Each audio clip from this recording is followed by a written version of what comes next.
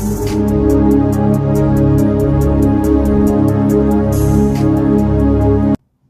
ప్రభువును మన రక్షకుడు అయిన యేసుక్రీస్తు నామమున అందరికీ వందనాలు. దేవునికి స్తోత్రాలు. ఆశ్చర్యకరుడైన దేవుడు, అద్భుతకరుడైన దేవుడు, ఆలోచనకర్త అయిన ఆ దేవుడు మనలందరినీ ప్రేమించి మనకు అనుగ్రహించిన ఈ నూతన దినమును బట్టి సమస్త మహిమ ఘనత ప్రభావములు యేసయ్య ఒక్కరికే చెల్లునుగాక. ఆమేన్. ఆ దేవాది దేవుడు ఈ నూతన దినములో మనకు అనుగ్రహించిన దేవుని యొక్క వాగ్దానము, కృపావార్త. యోహాను సువార్త 8వ అధ్యాయము 12వ వచనం.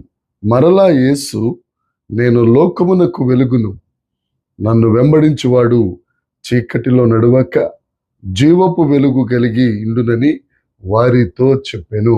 దేవునికి స్తోత్రం కలుగునుగాక, దేవునికి మహిమ కలుగునుగాక. ప్రభునందు ప్రియమైన దైవ జనాంగమా, మన దేవుడు జీవపు వెలుగైన దేవుడు. దేవునికి స్తోత్రం.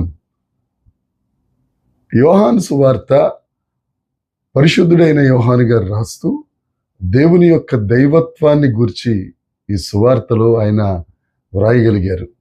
మనకున్న 4 సువార్తలలో మత్తయి సువార్త యేసుక్రీస్తు ప్రభువును రాజుగా, మార్కు సువార్త యేసుక్రీస్తు ప్రభువుని సేవకునిగా, లూకా సువార్త యేసుక్రీస్తు ప్రభువులోని ఆ మానవత్వాన్ని ఎత్తి చూపిస్తూ వ్రాస్తే, పరిశుద్ధుడైన యోహాను గారు దేవుని యొక్క దైవత్వాన్ని గురించి మనకు తెలియజేశారు.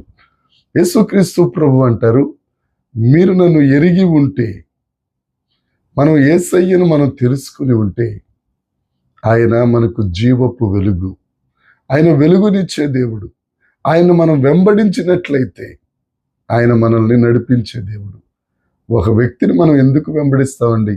ఆయన ముందుండి మనకు మార్గం చూపించి, ఆ మార్గము సుగమమే, ఆ మార్గం నీ జీవితాల్లో మంచిదే, ఈ మార్గంలో నడవండి అని మనకంటే ముందు నడుస్తూ ఆ మార్గం సరళం చేసేవాడిని కదా. అది యేసుక్రీస్తు ప్రభు ఒక్కరే. ఆయన అంటారు, మీరు నన్ను వెంబడిస్తే మీ జీవితాలలో జీవపు వెలుగు కలిగి ఉంటారు. చాలామంది రకరకాల వెలుగును చూస్తారు, కానీ నిత్య జీవపు వెలుగును ఎవరు చూడలేరు. గ్రీకు భాషలో జీవపు వెలుగు అని అంటే జీరో అని అర్థం. నిత్య జీవపు వెలుగు. చాలా వెలుగులు ఉంటాయి, కానీ నిత్య జీవాన్ని చూపించగలిగిన వెలుగు యేసుక్రీస్తు ప్రభు ఒక్కరే. ఆయనను మనం వెంబడించినట్లయితే ఆయన వెలుగు గనుక మనం కూడా వెలుగులో నడుస్తాం. తప్పు పనులు చేసే వారిని మనం వెంబడించామనుకోండి, వారు కూడా మనల్ని తప్పు పనిలోనికే తీసుకెళ్తారు. పాము ఉంది, త్రాచుపాము, దానికి వెలుగు పడదు, అది చీకటిలోనికి పారిపోతూ ఉంటుంది. అది చీకటి సంబంధి. మన దేవుడు వెలుగు సంబంధి. ఆయనను వెంబడించినట్లయితే మనం వెలుగులో నడుస్తాం. నిత్య జీవపు వెలుగులో మనము నడవగలుగుతాం. దేవునికి స్తోత్రం. ఒకడు చీకటిలో నుంచి వెలుగులోనికి రావాలంటే ఆ వెలుగు యొక్క ప్రాముఖ్యత ఏంటో మనకు తెలియాలి. ఈ లోకంలో ఉన్న వారందరూ చీకటి సంబంధులే, ఒక్క యేసుక్రీస్తు ప్రభువే. ఎందుకు అని అంటే, యోహాను గారు రాస్తూ యేసుక్రీస్తు ప్రభు చేసిన 7 అద్భుత కార్యాల గురించి, యేసుక్రీస్తు ప్రభు స్పష్టంగా చెప్పిన, నేనే జీవపు వెలుగును, నేనే జీవాహారము, నేనే పునరుద్ధానము, జీవము నేనే, ద్రాక్షావల్లిని నేనే అని, నేనే అనే స్పష్టమైన మాటలు పలికిన వాడు యేసుక్రీస్తు ప్రభు అని పరిశుద్ధుడైన యోహాను తన సువార్తలలో పొందుపరిచారు. ఆ నేనే నిత్య జీవపు వెలుగును అని చాటిన యేసుక్రీస్తు ప్రభువుని మనం అంగీకరించి ఆయన మార్గంలో నడిచినట్లయితే మన బ్రతుకులకు రక్షణ. ఈ రక్షణ ఎంతవరకు మనల్ని నడిపిస్తుంది అని అంటే, పరలోకి వెళ్ళేంతవరకు, స్వర్గాన్ని చేరేంతవరకు, మోక్షాన్ని అందుకునే వరకు. చాలామంది ఏమంటారంటే, నేను పాపం చేస్తే యేసుక్రీస్తు ప్రభు మా పాపాలని క్షమించేస్తాడు, మరలా పాపం చేస్తే మరలా క్షమిస్తాడు. అది కాదండి దేవుడు చెప్పేది. బయట ఎంత వెలుగున్నా నీ హృదయం వెలిగించబడితే అది యేసుక్రీస్తు ప్రభువు నింపిన వెలుగు. దేవుడు, నువ్వు పాపిగా ఉన్న తరువాత దేవుడు నిన్ను క్షమించిన నువ్వు పరలోకానికి వెళ్ళినా అక్కడ నువ్వు ఉండలేవు. ఎందుకంటే అది నిత్య జీవపు వెలుగుతో నింపబడిన స్థలం. నువ్వు ఇంకా చీకటి సంబంధివే గనుక నీ హృదయం వెలిగించబడకపోతే పరలోకంలో ఒక్క క్షణం ఉండలేవు. అక్కడి నుంచి దూకేస్తావో పారిపోయి వస్తావు, ఇక తర్వాత నీ ఇష్టం. నువ్వు పరలోకంలో ఉండాలి అని అంటే, ఆ నిత్య జీవములో, ఆ పరలోకపు ఆనందములో, ఆ స్వర్గ సుఖంలో నువ్వు ఉండాలి అని అంటే యేసుక్రీస్తు ప్రభువు చేత నీ హృదయము వెలిగించబడాలి.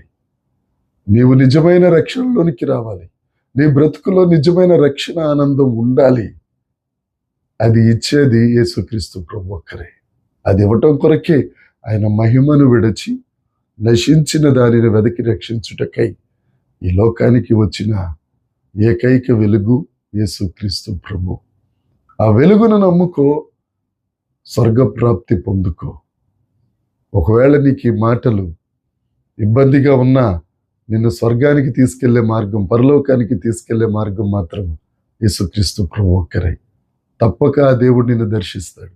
ఆ దేవుని దగ్గరికి నువ్వు వస్తే నిన్ను హక్కున చేర్చుకుంటాడు. నిన్ను తన భుజముల మీద ఎక్కించుకుని ఊరేగిస్తాడు. విజయోత్సాహంతో ఊరేగిస్తాడు. ఆ గొప్ప దేవుని దగ్గరికి వద్దాం. మన బ్రతుకులను మార్చుకుందాం. ఈ లోకంలో మహా ఉంటే 70 సంవత్సరాలు, అధిక బలం ఉన్న ఎడల 80. ఇక ఆ తరువాత, మరణం తరువాత జీవితం నువ్వు యేసయ్యతో ఉండాలి, వెలుగులో ఉండాలి అని అంటే నిశ్చయముగా యేసుక్రీస్తు ప్రభువును నమ్ముకోవాల్సిందే. ప్రియ తమ్ముడు, ప్రియ చెల్లి, ప్రియ అన్న, ఈ యేసయ్య మాటలు నమ్ము. యేసయ్యను రక్షకునిగా అంగీకరించు. నీ బ్రతుకు ఆశీర్వదించబడునుగాక. ఆమేన్. ప్రార్థన చేసుకుందాం.